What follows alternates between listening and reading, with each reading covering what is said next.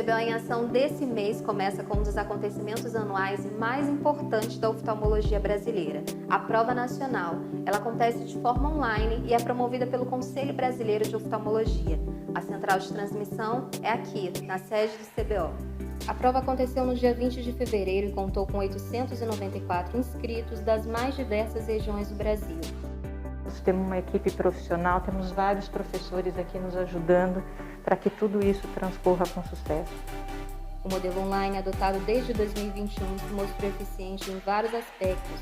A experiência que nós tivemos ano passado foi fundamental para que todos nós, avaliadores e candidatos, pudessem estar mais familiarizados com as ferramentas da prova. Mais do que nunca, sabemos que a Prova Nacional de Oftalmologia, CBO-AMB, vem coroar todo o esforço e todo o aprendizado que os alunos têm ao longo de 3 anos de residência médica. No mês de fevereiro aconteceu também a reestreia do CBO Live, transmissão online destinada aos médicos com foco em educação continuada. Essa edição abordou o tema tumores intraoculares e contou com as palestras de Evandro Lucena, Luísa Hopker e Zélia Correia. E no dia 21 aconteceu a segunda edição do CBO Live, com o tema Diagnósticos e Tratamentos da DMRI, sob a coordenação dos doutores Marco Vianello e Juliana Almodin. Os palestrantes foram Cleide Machado e José Augusto Cardillo. Com foco em promover informação sobre saúde ocular, a Live Brasil que Enxerga ganhou uma nova roupagem esse ano, passando a se chamar Live Veja Bem. O episódio de estreia no novo formato aconteceu no dia 16 de fevereiro. Dr. Paulo Augusto de Arruda Mello foi moderador da conversa com Luísa Hopker, presidente da Sociedade Brasileira de Oftalmopediatria, Joel Bressa, presidente do Departamento Científico de Saúde Escolar da SBOP, e doutora Luísa Negrão, jornalista premiada pela ONU e criadora do SP para Crianças. O CBO em Ação fica por aqui. Até a próxima edição do nosso Boletim da Oftalmologia.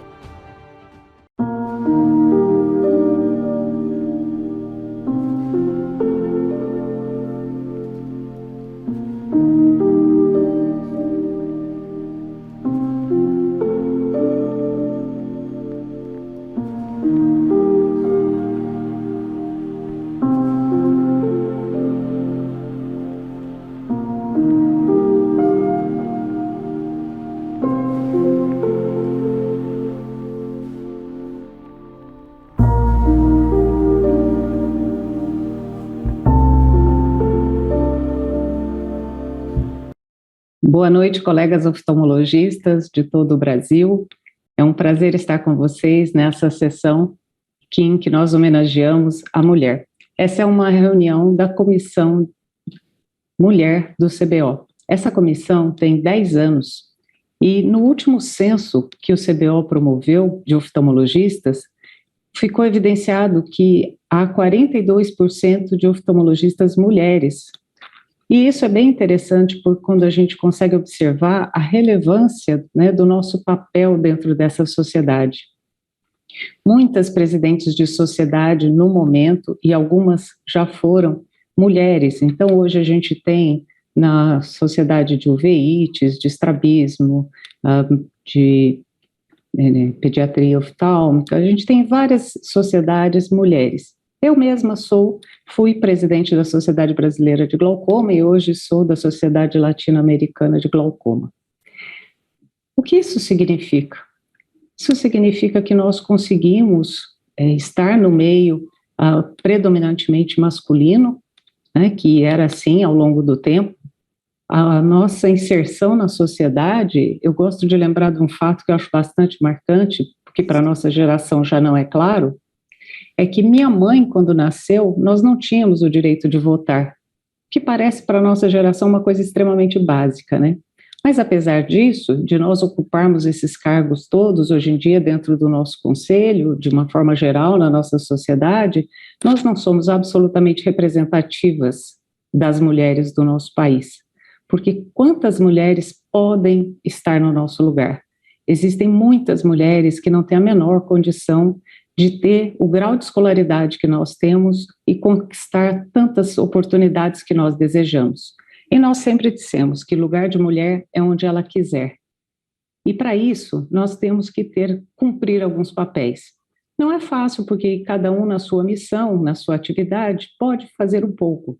Mas no nosso dia a dia, eu acho bastante interessante nós lembrarmos que muitas vezes nós ouvimos aquela expressão assim, isso aqui precisa ser muito macho para fazer. Ah, isso é coisa de mulherzinha. Essas expressões mostram que, na verdade, quando se diz precisa ser muito macho, talvez esteja apenas querendo dizer que precisa ter muita coragem, iniciativa, que quando se é mulherzinha, está se falando mais da beleza, da suavidade, da sensibilidade.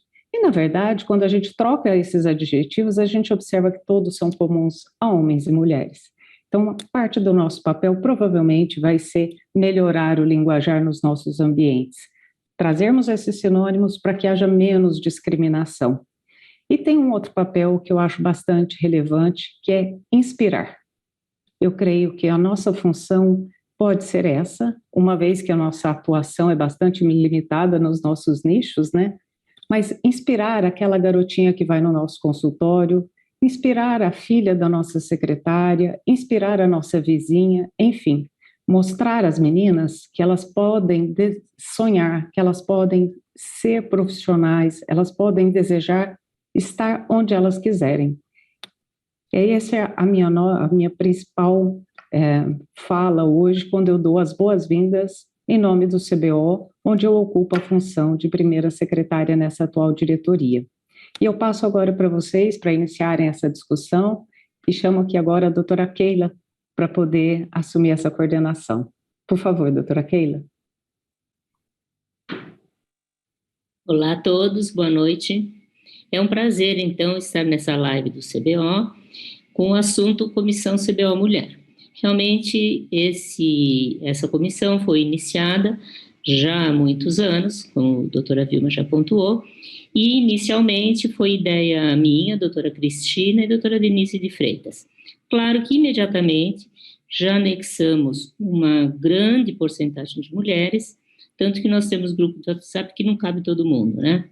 Isso tudo já foi historiado. E qual é o grande objetivo? O objetivo primordial e que a gente mantém ainda hoje e pretendemos ir daqui para frente. É realmente simular o gerenciamento da carreira e conciliar as atribuições inerentes ao papel feminino na sociedade. Porque há um papel feminino na sociedade. As sociedades têm os papéis masculinos e têm os papéis femininos. Então, apesar de sermos médicas, sendo mulheres, todas nós temos uma atribuição, seja no seu lar, seja na sua vida privada. E como hoje o papel da mulher está cada vez mais preponderante, principalmente na oftalmologia, mas há uma feminilização da medicina como um todo, e isso traz coisas muito positivas para a medicina. Por quê? Embora as mulheres tenham menos horas de trabalho, claro, devido às demais atribuições que existem na sua vida, de modo geral, eu digo, né? E, por outro lado, elas têm uma tendência de ter relacionamentos médico-paciente muito mais harmoniosos. Então, é muito mais frequente uma mulher perguntar para o paciente: você gostaria de operar? Em vez de impor situações em que é obrigatório operar. Evidentemente, em casos de perda de visão e urgências, há obrigatoriedade, mas em outras cirurgias, que são eletivas, o paciente pode opinar. E então, essa questão do relacionamento, evidentemente, o que acaba acontecendo? Que tem muito menos reclamações no CRM, por exemplo, contra mulheres. Então, principalmente na oftalmologia, isso é uma coisa que é visível, tem até estatísticas sobre isso.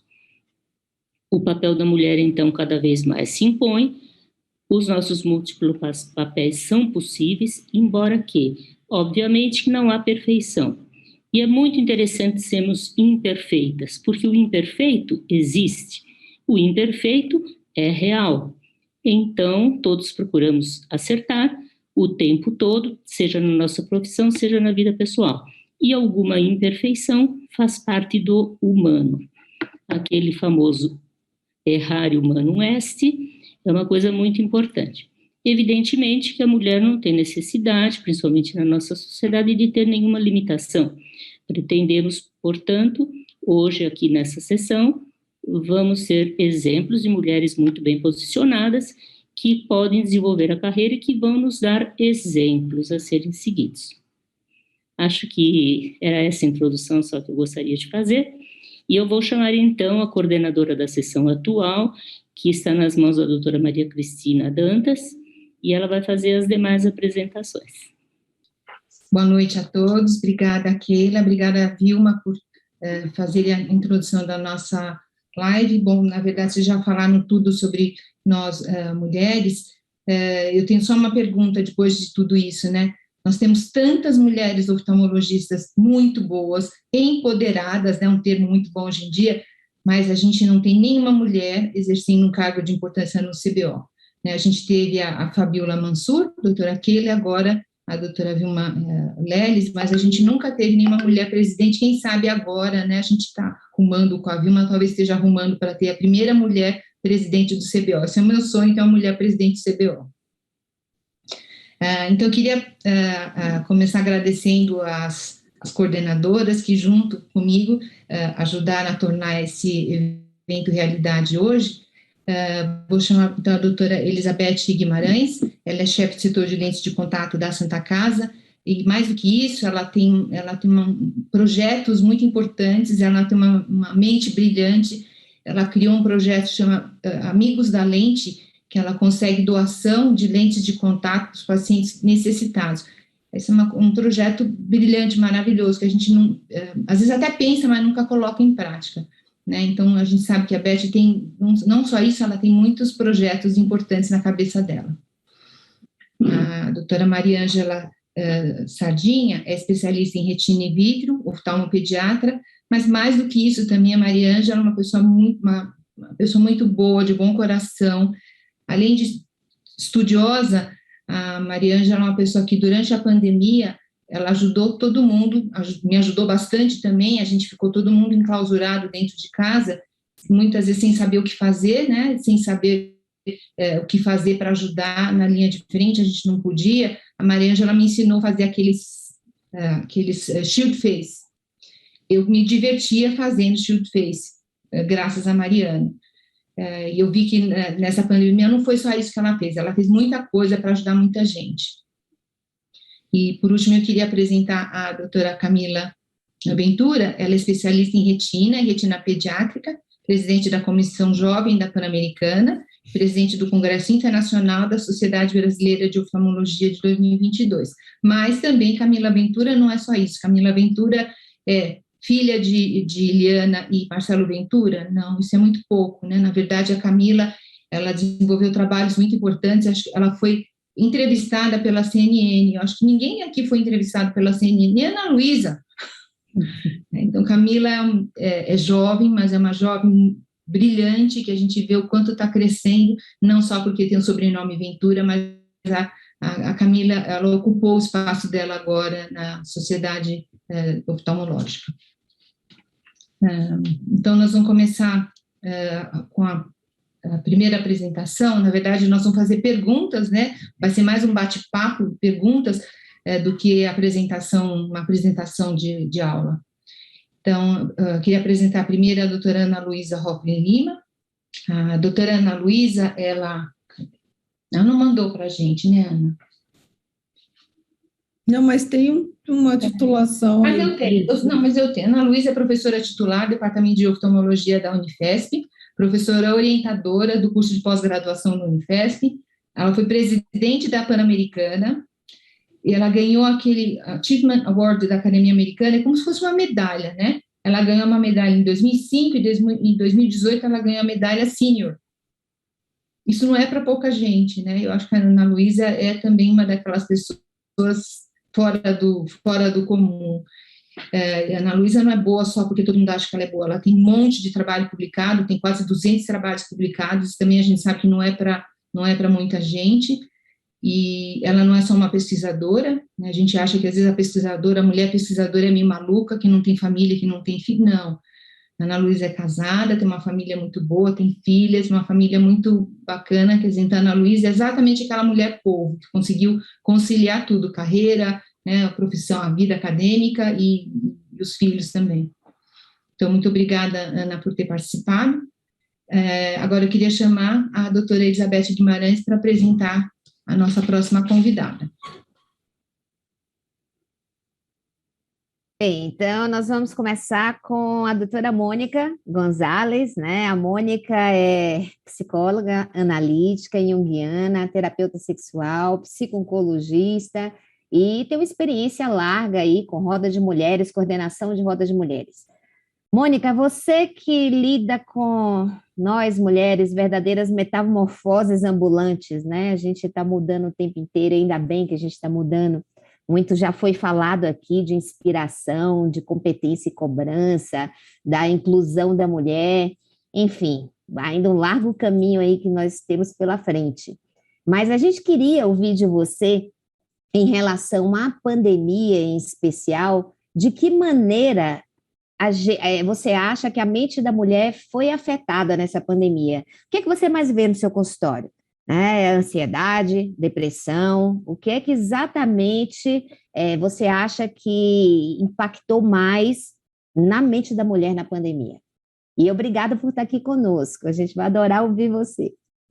Eu agradeço pela oportunidade, né, nesse trabalho aí que a gente vem realizando ao longo desse tempo, na experiência do consultório e com foco nos grupos, porque essa é uma demanda, né, da qual eu me dirijo bastante, em especial com roda de mulheres, né, onde nós vamos trabalhando e nós vamos reconhecendo, né, identificando essas demandas, que são muitas, né.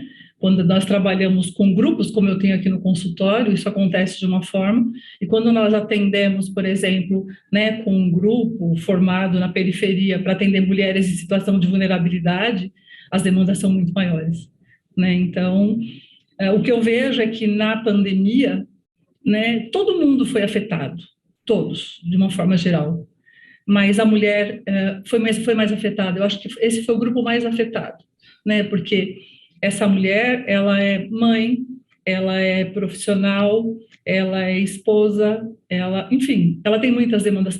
E essas demandas todas, quando ela vai para dentro de casa, criou um peso muito grande, né? Então, ela tem o home office, ela tem que dar resultados, ela tem que oferecer resultados.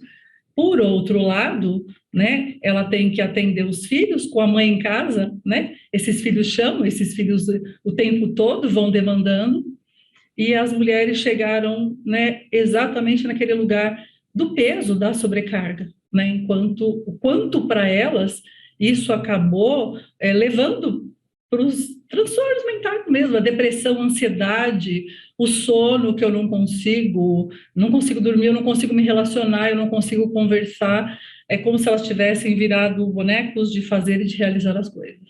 Então, no consultório, o atendimento eu atendo tanto homens e mulheres quanto casais. As demandas das mulheres foram muito maiores, as queixas, né? Os homens, as demandas deles foram diferentes, também com sofrimento, né? Todos tivemos, mas com a sobrecarga, as mulheres estão ainda muito afetadas, e agora com esse movimento de saída, a princípio de como chegar em casa e se adaptar a tudo isso, e agora um novo sofrimento, né? A saída desse lugar tão quentinho, confortável, para voltar, né, à atividade. Vamos lá, a gente vai fazer aqui uma roda de mulheres, então a gente vai passando o bastão. A próxima vai ser a Mariângela. Mariângela. Boa noite, eu gostaria de apresentar a doutora Elizabeth Ferreira Sato Lei, delegada de Polícia Civil do Estado de São Paulo desde o ano de 1989, delegada-geral adjunta da Polícia Civil de São Paulo desde 2019, e a primeira mulher diretora da Delegacia de Homicídios e Proteção à Pessoa. Ela está na polícia desde 1976, é considerada uma das maiores, mais importantes delegadas do país, ocupante de cargos de relevo desde o início dos anos 2000, conhecida pela sua personalidade forte e seriedade. Ela foi a única mulher entre os 24 cargos mais importantes da Polícia Civil e ocupa hoje o segundo maior cargo de importância no Estado. Muito obrigada, doutora Sato, por ter aceito esse convite, por estar aqui entre nós. Eu acabei estudando um pouquinho sobre a senhora e fiquei muito feliz de saber que a sua ideia inicial era ser talvez médica, começou como biomédica, ou seja, é uma cuidadora de todos nós mulheres. É um prazer tê-la conosco novamente. Agora a doutora Camila vai fazer algumas colocações e perguntas para todas. Isso, nós pensamos de iniciar essa noite fazendo algumas perguntas para vocês. Claro que teremos perguntas direcionadas, mas estamos diante de 3 mulheres poderosas, brilhantes, profissionais que inspiram a tantas mulheres e tantas outras jovens que estão começando suas carreiras, nós pensamos em iniciar com uma pergunta para as 3, onde nós gostaríamos de saber, na carreira de vocês, desde o início, de como trilharam, o que foi, qual foi a pessoa, o que inspirou vocês e motivou a serem o que são e se destacarem hoje como se destacam. Então, eu gostaria de passar a primeira palavra para a professora doutora Ana Luísa Hofling, e em seguida nós daremos seguimento com as respostas. Boa noite a todas, boa noite, Camila, é um prazer vê-la aqui, mesmo que seja numa tela, né? Mas uma delícia ver todas vocês, ouvir essa apresentação, ouvir a respeito de pessoas que estão evoluindo como todas nós. Eu não tenho uma inspiração única, eu acho que eu tive a felicidade de nascer numa família onde as mulheres, inclusive minha mãe e as irmãs dela, vieram de uma maneira de pensar a respeito da vida que era diferente para a época delas. A irmã mais velha da minha mãe tem 94 anos, é médica, é blogueira de escatologia, e é assim, a minha mãe trabalhou a vida toda com 5 filhos, foi professora de inglês, a outra irmã da minha mãe é minha professora de inglês ainda aos 89 anos, e a outra irmã da minha mãe era professora titular de zoologia da USP. Então, essas 4 mulheres eram um exemplo de que a vida era para trabalhar e era para desenvolver as habilidades e que não havia limite. Eu não precisava pensar se eu era mulher ou eu ia competir com homens, o limite era a minha própria capacidade de me desenvolver. Então, eu não tive uma inspiração única, eu acho que eu deixei a vida me trazer as oportunidades e fui pegando as oportunidades conforme elas apareceram e de acordo com a minha habilidade, minha capacidade, eu fui me desenvolvendo. Eu acho que é muito gostoso ouvir algumas palavras que eu ouvi aqui vocês falando. Por exemplo, eu acho que eu tenho uma competência para ser cuidadora forte. Então, ser médica e usar essa habilidade como médica foi muito fácil. E continua sendo muito fácil e continua sendo um desenvolvimento. Eu acho que a gente vai envelhecendo e continua aprendendo. Eu não entendo que eu tenha terminado o meu aprendizado, muito pelo contrário, eu acho que eu aprendo todos os minutos da minha vida, com todos os meus alunos, com todos os meus companheiros de trabalho, com a minha família, com os meus netos agora. Então, eu não vejo uma inspiração única, eu vejo uma situação que me foi favorável para eu nem pensar que eu ia não trabalhar, que eu nem pensar que eu ia fazer alguma coisa que não fosse me levar a uma situação que não fosse de total igualdade aos homens. Eu tive também, graças a Deus, né, a possibilidade de ter um marido super companheiro e que me possibilitou continuar exercendo todas essas atividades, isso vale ouro, mas eu também não poderia ter um marido diferente, porque eu provavelmente continuaria essa jornada da forma que eu escolhi. Então, eu acho que não é realmente uma inspiração única, mas é toda essa situação e reconhecer as minhas habilidades e deixar as minhas habilidades aparecerem da forma que fosse possível. Ser exemplo, eu acho que é muito interessante, é muito gostoso, quando uma moça, uma aluna, uma médica chega para mim, olha, você sabe que eu vi você aplicando a minha prova no final da residência há 20 anos, 25 anos, e por isso eu resolvi acabar e fazer determinadas atividades em oftalmologia. Então, eu acho muito legal ouvir isso também, porque a gente pode ser inspiração de outras pessoas. Mas eu acho que a felicidade de ter determinadas habilidades e dar conta dessas habilidades e colocá-las em prática em prol de outras pessoas, eu acho que isso é o que me faz continuar trabalhando, cuidando e tentando sempre aprender e me desenvolver. Obrigada, Ana. Ana, você é uma inspiração para todas nós. Para mim, principalmente, você é uma inspiração, de verdade. E você tem uma humildade que poucas pessoas têm também. Eu queria que a doutora Sato agora respondesse a mesma pergunta. A doutora Sato, eu tenho uma irmã delegada de polícia que trabalhou com a doutora Sato, e ela sempre falou, a doutora Sato é muito severa, muito austera, mas ela é uma pessoa muito boa. Então, eu tive a grande honra de ter convivido um pouco com a doutora Sato.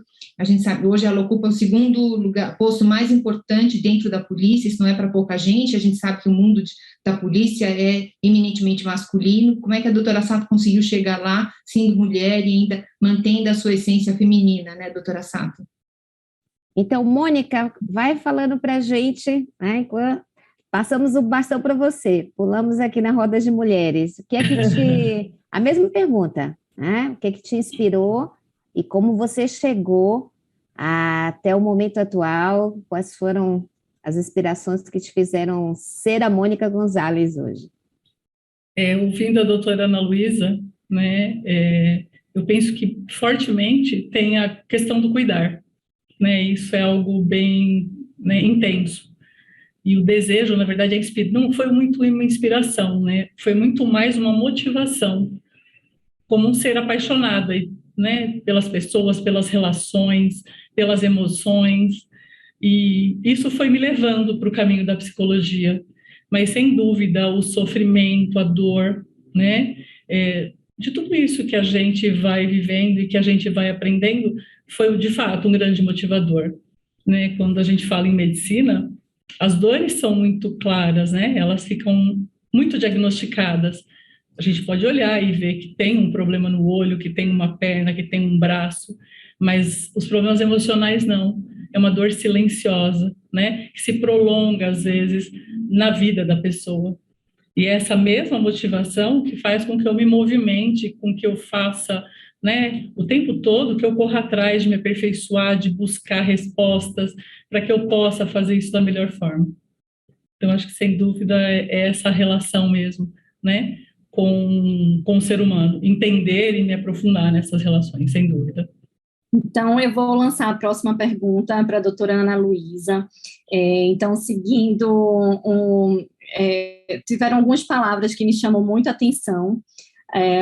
A questão da paixão, de fazer por amor, por gostar do cuidar, que foi também mencionado por Mônica, mas também a questão da história familiar. Eu acho que eu também tenho pessoas com quem que eu convivo, e minha avó totalmente ativa, então tem todo o poder feminino que eu cresci com ele, que inspira. E nós hoje vemos que a senhora tem uma família realmente muito linda, como a doutora Cris colocou, e vemos suas filhas hoje trilhando um caminho delas, mas na oftalmologia, que é muito lindo, muito rico. E aí eu queria saber, como mulher e profissional, mãe, como é que a senhora consegue balancear, ter equilíbrio entre essas diversas funções que tem nesse mesmo prato seu aí, que faz tudo com tanto brilhantismo e excelência? Primeiro, você está partindo do pressuposto que eu consigo, e eu não consigo.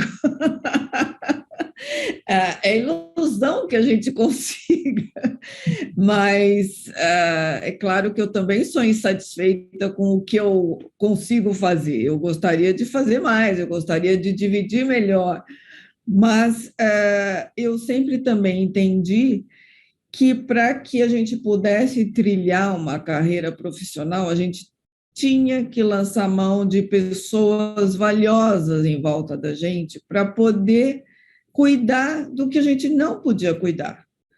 Então, itens do dia a dia, é claro que eu não posso fazer. Eu não posso ficar pensando que eu vou conseguir fazer o supermercado, porque eu não vou conseguir fazer o supermercado, mas eu tenho que ter alguém que faça e que faça me ajudando da forma adequada. Então, eu acho que o mais importante é nós sabermos que nós não vamos conseguir sozinhas, que nós vamos ter que conquistar pessoas e ter pessoas em torno, desde colaboradora do lar, desde colaboradora da clínica, e pessoas que vão nos ajudar a desempenhar os vários papéis. Alguns papéis a gente não pode delegar, não tem jeito, mas os que puderem ser delegados sem prejuízo dos relacionamentos, precisam ser delegados. O que eu vejo muito é todo mundo querer fazer tudo.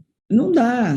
Mesmo eu também não consigo fazer tudo, gostaria de fazer muito mais, mas eu acho que uma das maneiras que eu consegui sobreviver foi tendo pessoas valiosas em torno de mim. E, para isso, eu também tive que ser tolerante, porque nem sempre as pessoas que eu estou convivendo naquele momento fazem do jeito que eu quero, como eu quero.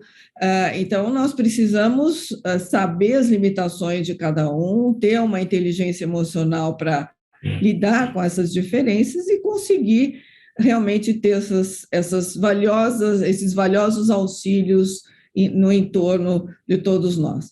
Eu acho que não consigo, mas eu acho que a receita é ter a ajuda de pessoas que você consiga também motivar a estarem com você.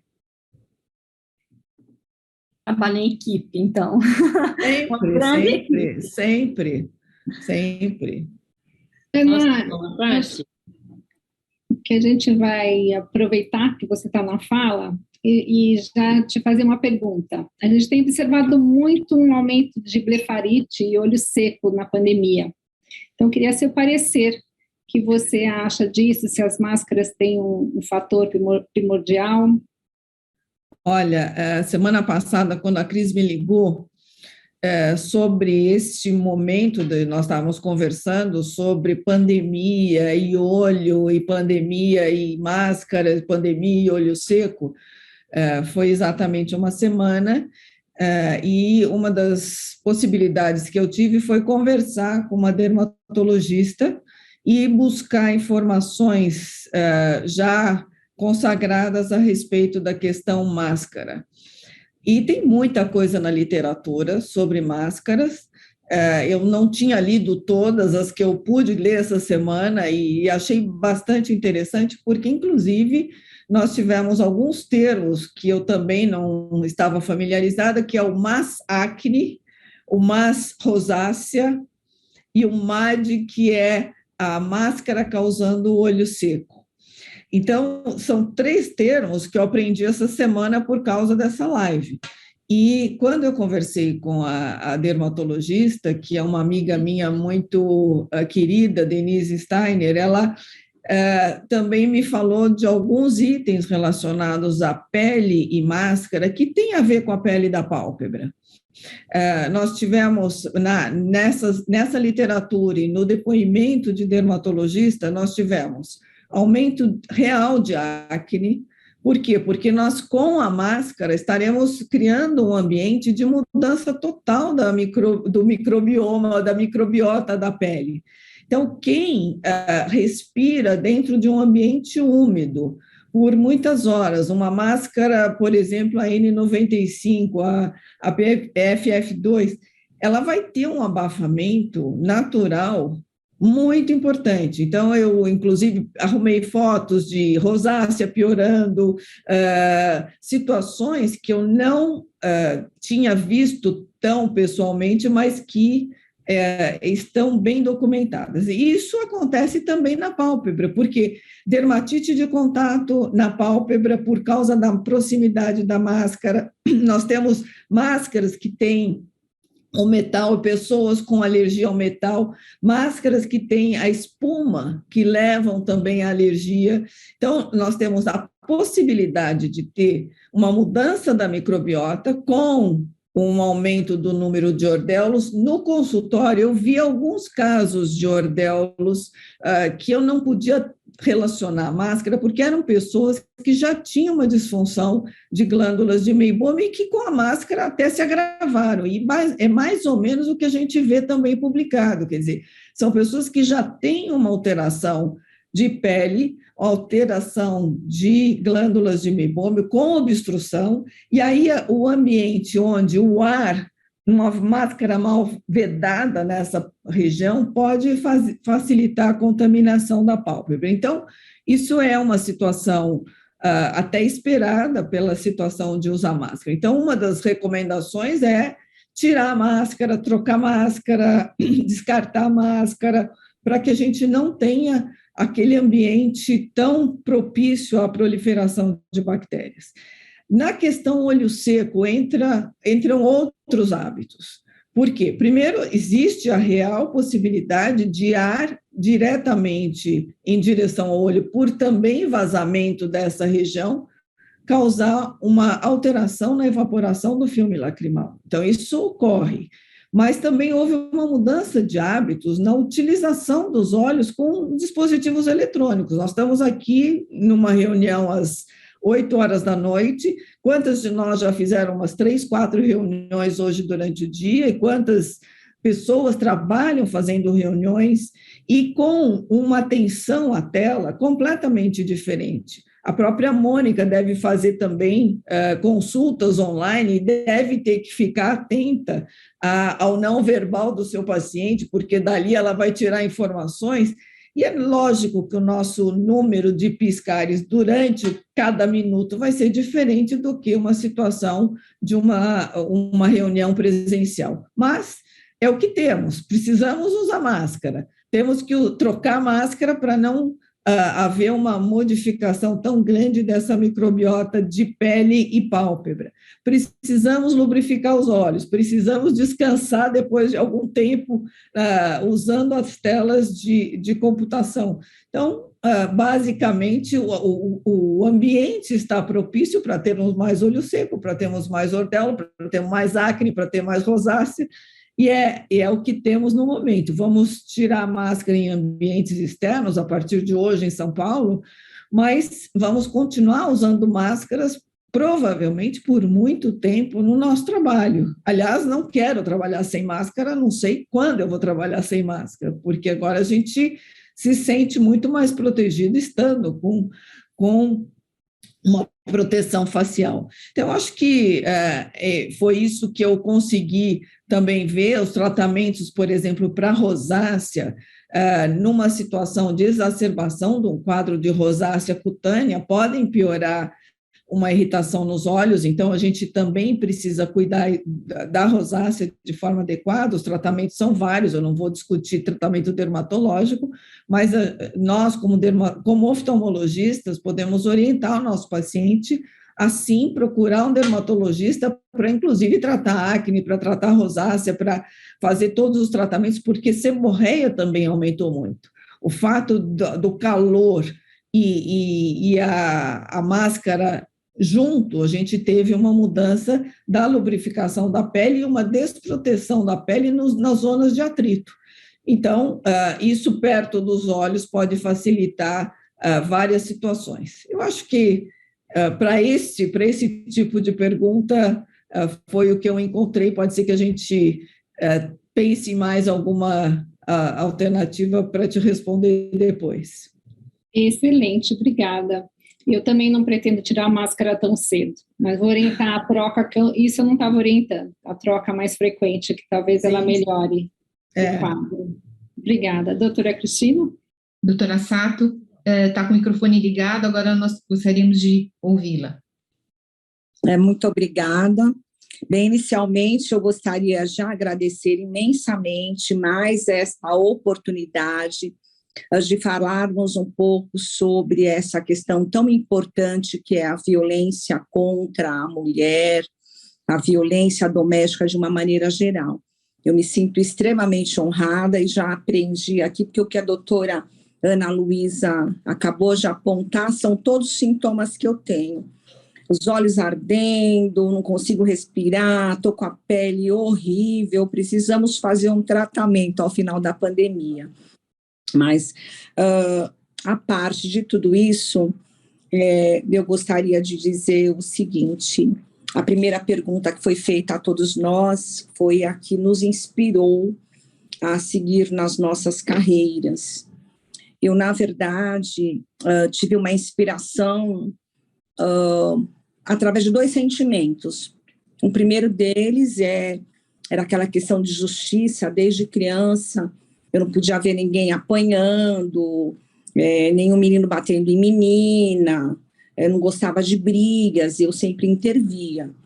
E a outra coisa que me incomodava sobremaneira é a questão das poucas pessoas, ou a maioria das pessoas, não terem um sentimento de solidariedade em relação às outras. Pessoas sofrendo, o outro passa direto, não pergunta se pode ajudar, enfim. Além desses sentimentos, por óbvio, vem o que, na mesma esteira que a doutora Ana Luísa falou, são as oportunidades que surgem nas nossas vidas. Eu já disse para a doutora Maria Cristina anteriormente, eu tinha muita vontade de ser médica, eu queria ser médica. Eu sou mestiça, e meu pai, japonês, muito severo, não, vocês têm que estudar. Bom, enfim, eu prestei vestibular e fiquei na segunda fase da FUVEST. Aí meu pai dizia, olha, não pode ficar sem estudar, tem que estudar, tem que estudar. Eu fui fazer ciências biológicas.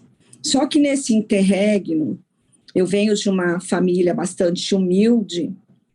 Meu pai tintureiro, minha mãe empregada doméstica. Eu faço questão de dizer isso, porque nós temos que honrar os nossos pais e tudo que eles fizeram por nós, né, pelos filhos. Enfim, surgiu um concurso na polícia de oficial administrativo.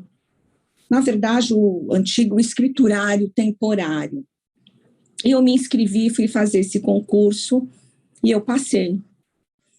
Quando eu comecei a trabalhar como escriturária na polícia, me designaram para a seção de pessoal, me ensinaram o serviço e havia uma rotatividade para atendimento dos policiais que vinham até a seção do pessoal, pedir uma série de coisas, certidão, férias, licença-prêmio, enfim.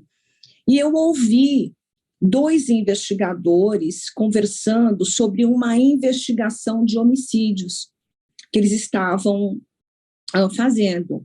E eu fiquei muito curiosa. Aquele dia era o dia justamente que eu iria atender o balcão, porque havia uma escala de atendimento. E eu perguntei para eles, eu falei, nossa, vocês são investigadores de homicídio? E eles responderam que sim.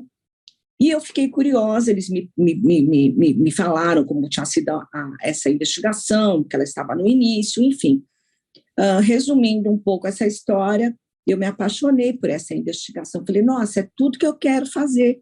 Não quero mais ser médica, quero terminar ciências biológicas, vou fazer direito, porque eu quero ser delegada de polícia. E a partir daí, as dificuldades são imensas, porque sabemos todos, nós temos ambientes, não só na polícia, mas vários ambientes de empresa pública e no privado também, essa questão do machismo, que está mesmo enraizado dentro da nossa sociedade. E eu falei, não, quero ser delegada, fiz 4 concursos, não foi fácil, porque o machismo imperava mesmo, e na época em que eu comecei a prestar os concursos, poucas mulheres eram aprovadas, veladamente, apenas 5 a cada concurso. Isso era uma coisa que não era dita publicamente. E eu imaginava, olha, a Elizabeth, a Beth da Zona Leste, filha de pai tintureiro e de mãe empregada doméstica, concorrendo num concurso público com filhas de delegados, filhas de juízes, de promotores, de advogados, eu não teria muita chance. Bem, de qualquer forma, de lá para cá, nós desenvolvemos uma carreira com bastante seriedade. Eu acho que isso é muito, muito importante dentro de tudo que a gente faz.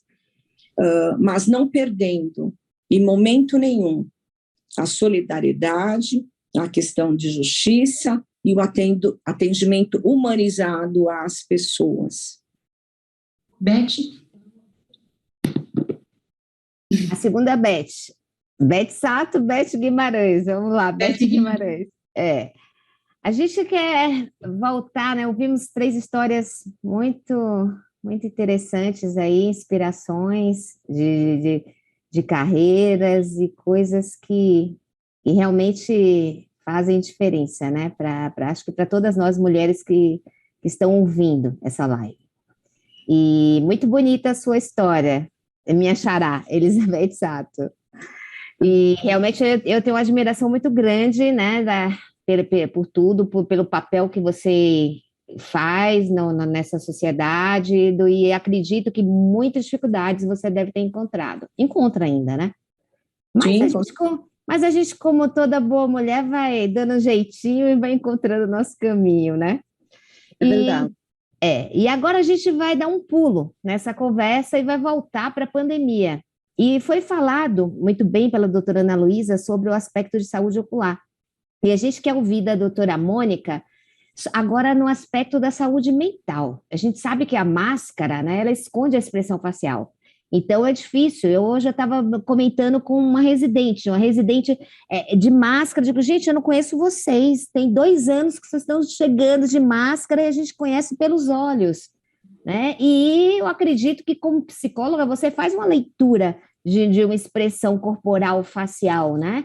E agora, na hora que a gente vai retirar? Hoje a gente ouviu a notícia em São Paulo que as máscaras foram abolidas em ambiente aberto. E todo mundo está torcendo que essa pandemia vá morrendo e breve a gente consiga tirar máscara para tudo. E a gente vê e sabe que muita gente está se escondendo atrás da máscara. Como é que você vê isso, Mônica? Essa questão da máscara e da saúde mental para as crianças, ou mesmo para a mulher. Vamos trazer para a mulher essa fala. Você está sem áudio também. O áudio está fechado. Na verdade, quando a pandemia começou, esse era um grande questionamento, né? Eu resisti bastante aos atendimentos por vídeo, justamente por conta desse contato.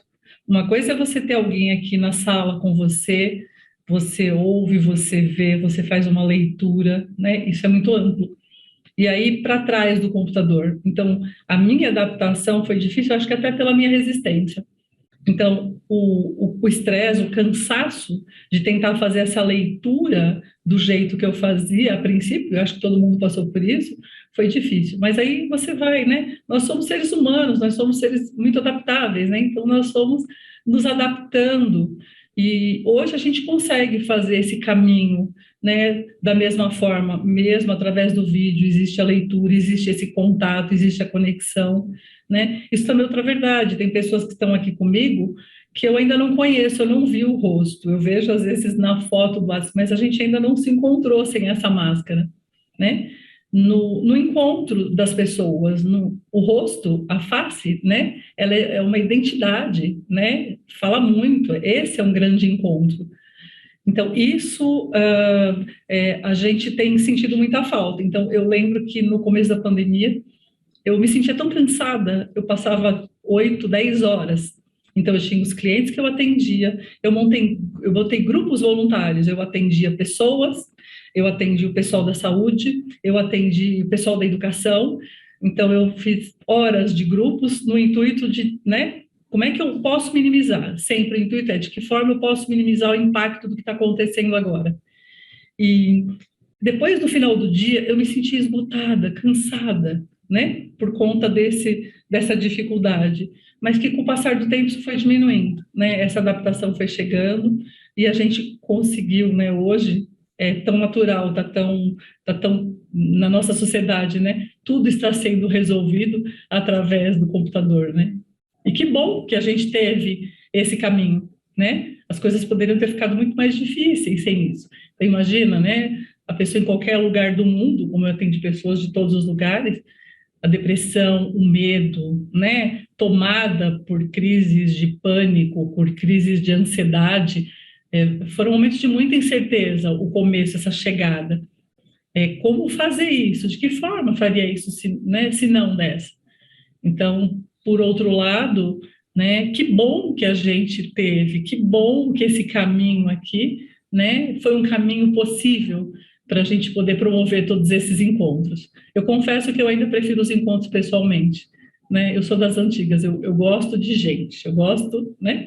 Do olho no olho. Do olho no olho, né? Eu gosto dessa proximidade. Quem eu atendo e passa comigo sabe disso, né?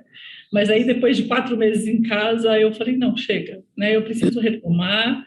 E eu fiz isso, e foi muito legal, porque a aderência foi grande, as pessoas começaram a vir, elas começaram a fazer algumas experiências, né, de sair, algumas diziam, nossa, esse aqui é o meu evento da semana, você não sabe a minha ansiedade, né, de sair e vir encontrar, e falar, e conversar, e ver alguém com quem eu possa falar pessoalmente. Então, foi muito bom, apesar, né, das nossas dificuldades, a gente pode contar com essa capacidade de adaptação que a gente tem. Nossa capacidade, né, de se adaptar a situações difíceis, graças a Deus que temos. E tivemos realmente, basta ver todas nós aqui no computador. De uma certa forma, uniu muita gente, as fronteiras caíram, e eu acho que isso tem a tendência a ficar de uma forma talvez até híbrida, né, em muitas coisas aí. Sim. Ainda bem que temos um caminho. Cris, vamos...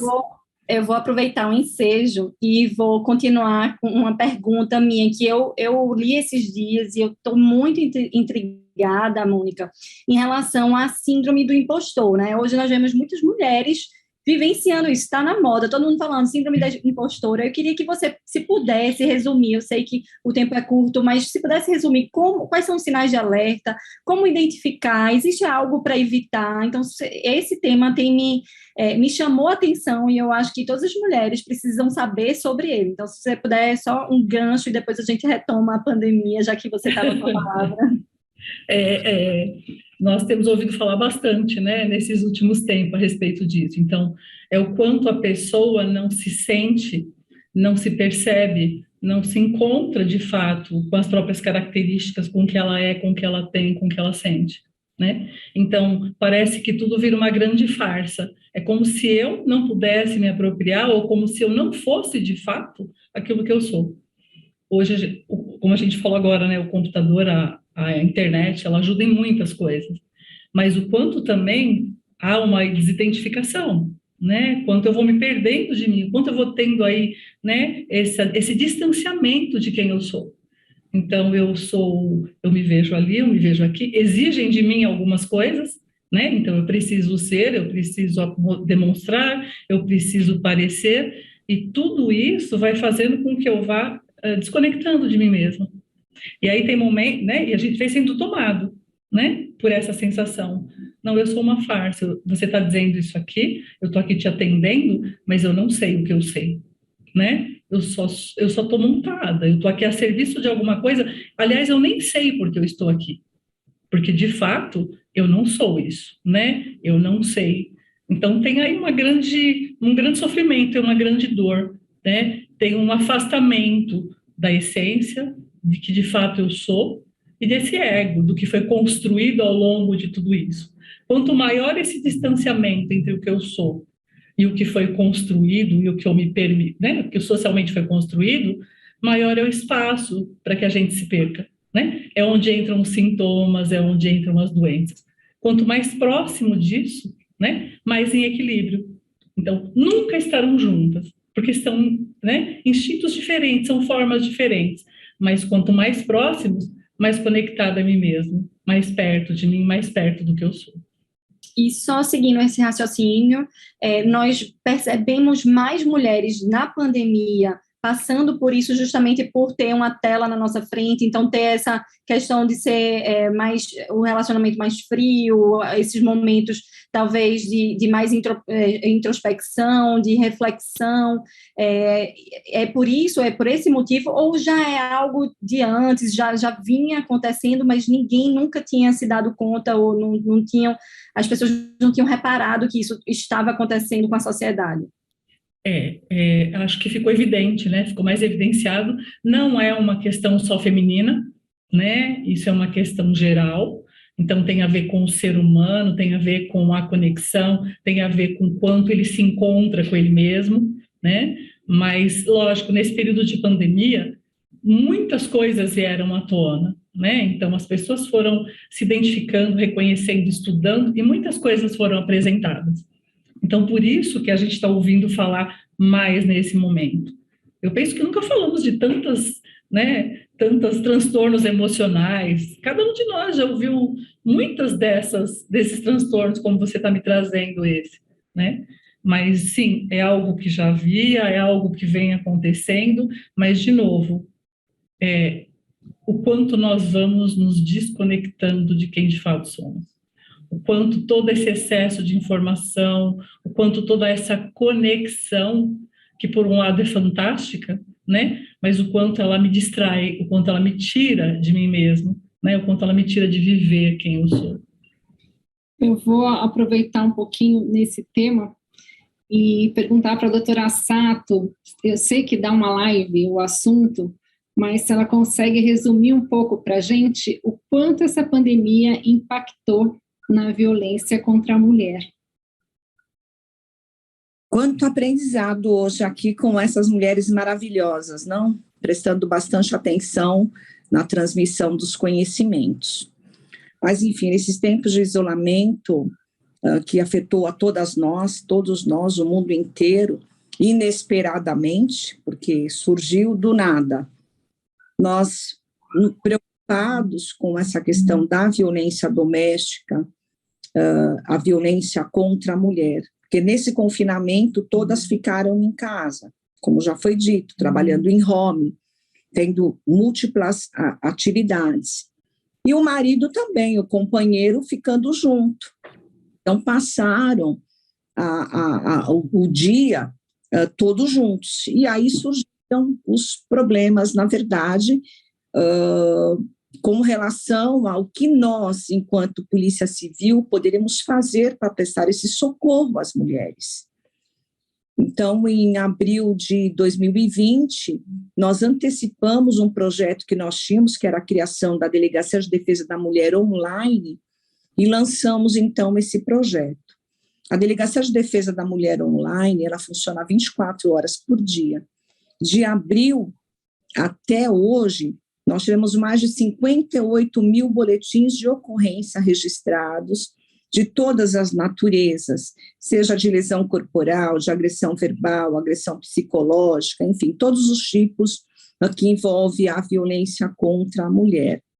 Mas também nessa esteira, nesta oportunidade que se deu às mulheres, para que elas pudessem ter um canal de socorro, de ajuda, de pedido mesmo de socorro, nós também conseguimos registrar, a pedido dessas mulheres, as medidas protetivas de urgência, que são medidas legais, que são oferecidas em lei, para que a mulher denunciasse essas agressões. E muitas medidas protetivas também foram expedidas, só para que todas tenham uma ideia, foram mais de 13 mil medidas protetivas de urgências que foram deferidas e nós conseguimos retirar esses agressores do lar. Nós entendemos também que é muito difícil da mulher ela criar coragem, né, para fazer essas denúncias, para dizer, olha, estou sendo ameaçada, estou sendo agredida, estou sendo violentada. E nesta esteira, nós incentivamos a mulher a fazerem as suas denúncias, porque nós temos meios hoje, dentro das instituições, dou um exemplo aqui, que é o exemplo da Casa da Mulher Brasileira, onde nós temos lá uma juíza, uma promotora, nós temos assistente social, nós temos psicólogos, justamente para dar esse apoio à mulher. Porque, infelizmente, quando a mulher sofre a violência, ela necessita ser encorajada. Ela não pode acreditar que o companheiro irá mudar o seu comportamento. Ele não muda. e isso é muito evidenciado pelos relatos que nós temos nesse cotidiano. E são relatos tão fortes que se iniciam, por exemplo, numa fala grosseira do companheiro para a mulher. Você vai sair com essa saia? Você vai jantar com as suas amigas? Não, fica em casa, fica comigo. E aí começa a bisbilhotar o telefone, as redes sociais, para saber com quem a mulher se comunica, e a situação só vai se agravando. Então, hoje, o Estado de São Paulo tem mecanismos suficientes para oferecer a esta mulher, ou às mulheres que sofrem de violência doméstica, que elas façam a sua denúncia para que elas sejam efetivamente protegidas. A senhora pode falar para a gente quais são esses canais, assim, para que as pessoas que assistam possam... Existe um telefone, um contato, um WhatsApp? De que forma essas denúncias podem ser feitas? Eu acho que isso é importante, né? Que todos que ouçam espalhem. Sim, as mulheres poderão fazer as suas denúncias através do Disque 100, 181 Disque Denúncia. Elas podem entrar no site da Polícia Civil, www.policiacivil.sp.gov.br, acessar o ícone Delegacia de Defesa da Mulher online, e lá ela consegue registrar a sua ocorrência. Ela vai dizer, com as suas palavras, do seu jeito, a forma que ela está sendo agredida, como ela está sendo agredida, especificar a violência desse companheiro contra ela. E de pronto, se for, por exemplo, uma ameaça iminente de morte, nós podemos solicitar a medida protetiva, podemos deferir a medida protetiva de urgência e já retiramos esse indivíduo de próximo da mulher. O que nós fazemos? Com o registro do boletim de ocorrência, em sendo a ameaça iminente de morte, por exemplo, ou de uma lesão corporal grave ou gravíssima, a delegacia territorial mais próximo de onde essa mulher mora, reside, é acionada para que os policiais vão até a residência e retirem o agressor do lar. Então, essas medidas são importantes, elas são descritas em lei, que é o afastamento do companheiro, do marido da casa, é o distanciamento de proximidade, ele não pode se aproximar da mulher por 200 metros, a retirada dos filhos. Então, tem várias medidas que nós podemos adotar para proteger a mulher. Então, vamos repetir, através do 181 Disque Denúncia, através do Disque 100, do 180 e do site da Polícia Civil de São Paulo. Eu acredito, com a expansão das delegacias de defesa da mulher, e aí eu tenho que falar do nosso estado, que é São Paulo. Hoje nós temos 137 delegacias físicas de defesa da mulher no estado inteiro, 10 delas funcionando 24 horas por dia, para o atendimento desta mulher, e temos agora a Delegacia de Defesa da Mulher online, que é um mecanismo muito importante que a mulher pode acionar pelo seu smartphone, pelo seu telefone, pelo computador da sua casa, sem sair do lar. E uma coisa que eu acho que é importante, se você me permitir, é falar que a mulher, quando ela pede socorro e ela não tem coragem, hoje, tem até um chavão que foi falado e está sendo muito falado em brigas de marido e mulher, agora todo mundo mete a colher. Essa denúncia pode ser feita pelos filhos, pela professora do filho, porque isso tem reflexo também na educação das crianças.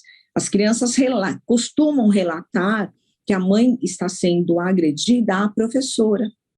Então, nós estamos criando também um canal, nós estamos em conversação com a Secretaria da Educação, para a gente poder fechar esse mecanismo entre a Delegacia de Defesa da Mulher e as escolas públicas, né, as escolas estaduais, para mais esse apoio à mulher que sofre de violência doméstica. Doutora Sato, agora, assim, na prática, como é que isso é feito? Porque as mulheres, às vezes, elas têm medo de de fazer a denúncia, de falar, porque elas acham que até que a polícia faça alguma coisa possa acontecer com elas. Como é que isso é feito? Como é que a gente pode encorajar essas mulheres a realmente falarem? Elas são chamadas depois na delegacia, a delegacia vai até elas? Sim, na verdade o que acontece, como eu falei, se ela for utilizar o mecanismo de acionamento da Delegacia de Defesa da Mulher online, DDM online, ela vai acionar a delegacia através do seu smartphone nesse site que eu expliquei, www.policiacivilsp.gov.br. Ela vai acessar, tem um ícone da Delegacia de Defesa da Mulher online, ela vai acessar, já tem um questionário pronto, que nós elaboramos juntamente com as delegadas de defesa da mulher. Ela vai descrever se a ameaça é iminente, se há ameaça de morte que vai acontecer, imediatamente nós acionamos a viatura para ir até a residência. O mesmo acontece com o 190, se ligarmos para o Copom da Polícia Militar, imediatamente é enviada uma viatura para a residência ou para o endereço que for apontado pela mulher. Mas o mais importante, doutora Cristina, nós temos à disposição da população, das mulheres, na verdade, todos esses mecanismos. Mas a mulher, ela necessita, muitas vezes, ser encorajada, porque muitas acreditam que o companheiro ou o marido vai mudar de comportamento. E isso não é verdade, porque nós temos estudos que nós fizemos em relação a esse ciclo da violência. Como é que tudo isso acontece? Então, existem 3 fases referentes a tudo isso. Então, a primeira fase é aquela fase em que o marido ou o companheiro diz, você vai sair com essa saia? Não, mas olha, a mulher que usa batom vermelho não presta. Você vai sair com as suas amigas? Olha, mas as suas amigas não são de boa conduta. E a mulher vai relevando, achando que esse companheiro, o marido, está tendo um cuidado com ela. E não é verdade. Muitas vezes, essa percepção, ela é muito difícil da mulher entender, porque falamos de mulheres de todos os níveis sociais, mas também isso não significa dizer que a mulher de alta sociedade também não sofre violência.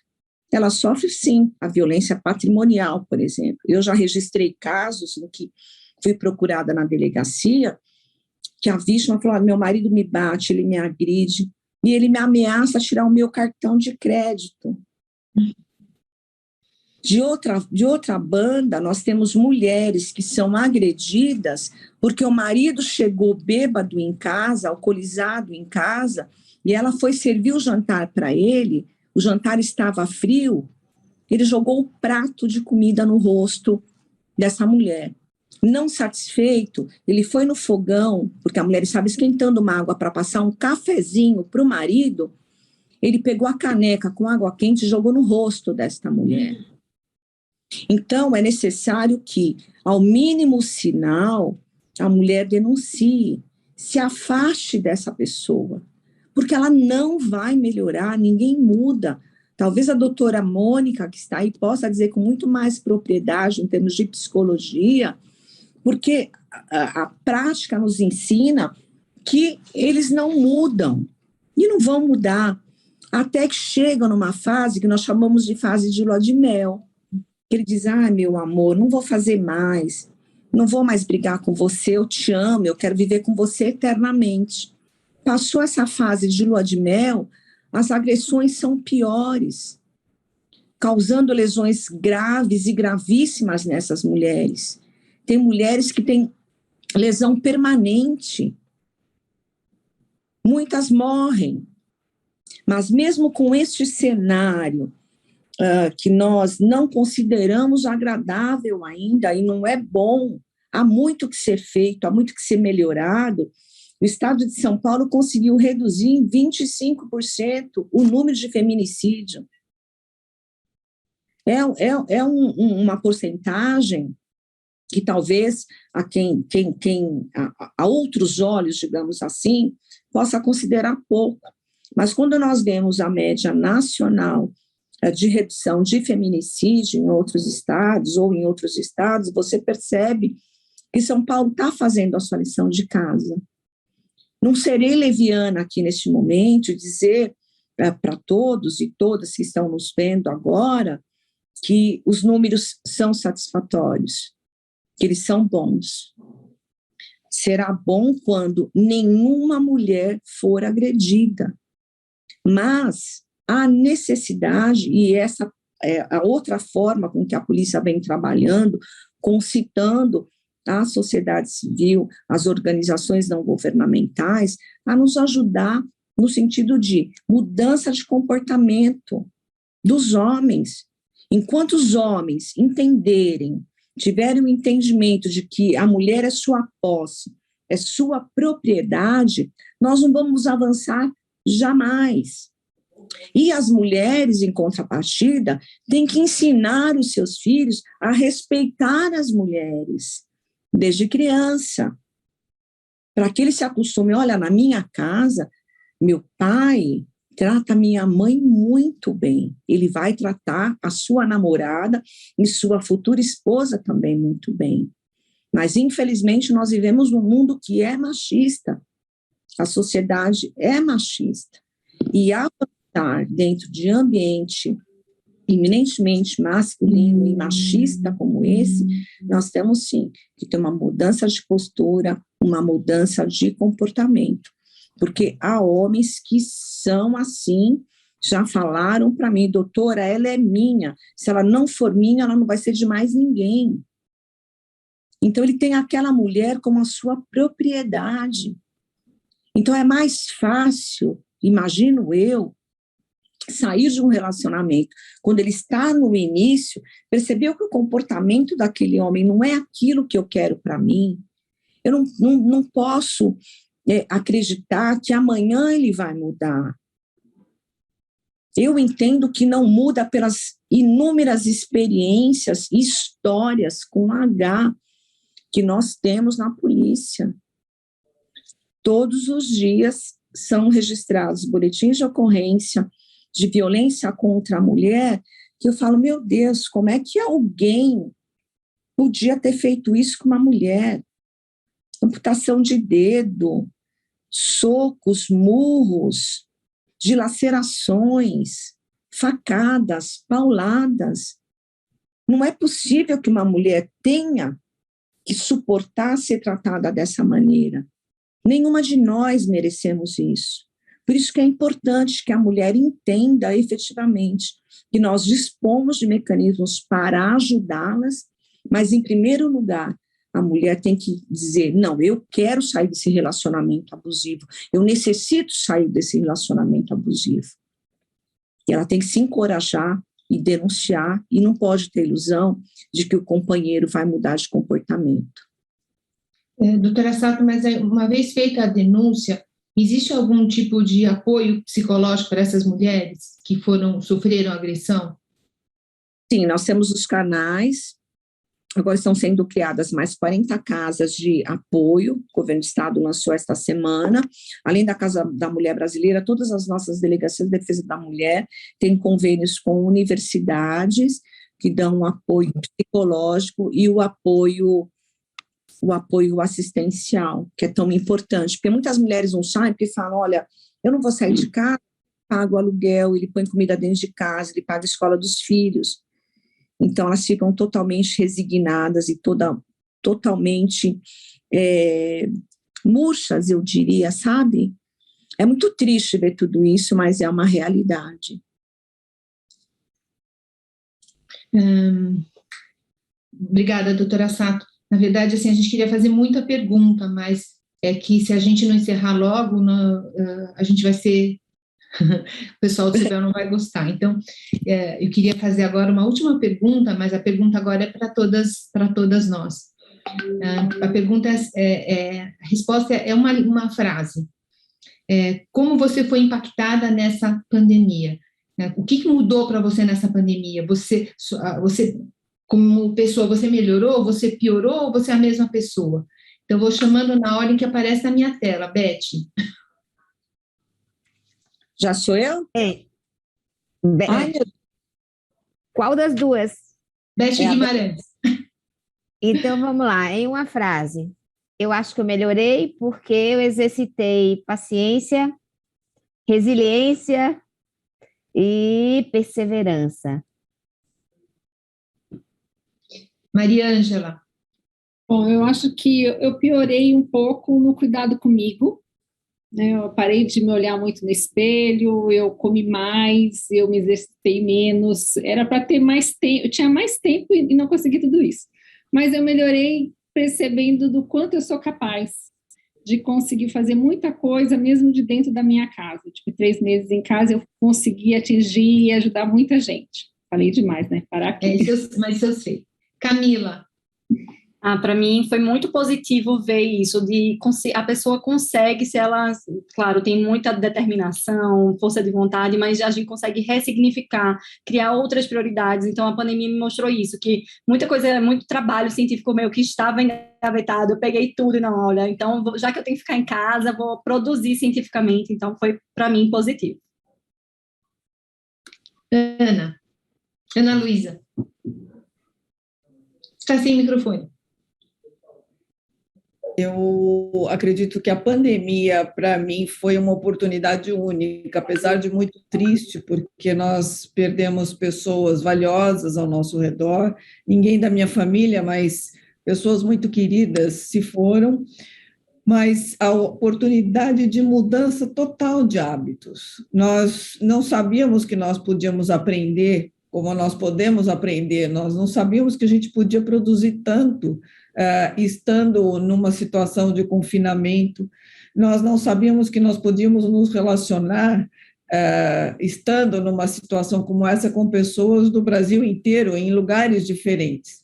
Então, eu acho que a oportunidade de mudança de hábitos foi extremamente importante. Eu parei de viajar, há 2 anos não viajo, mas foi bom para ver que também é possível viver sem viagem, sem me expor, às vezes, a situações complicadíssimas de viagem e trabalho ao mesmo tempo.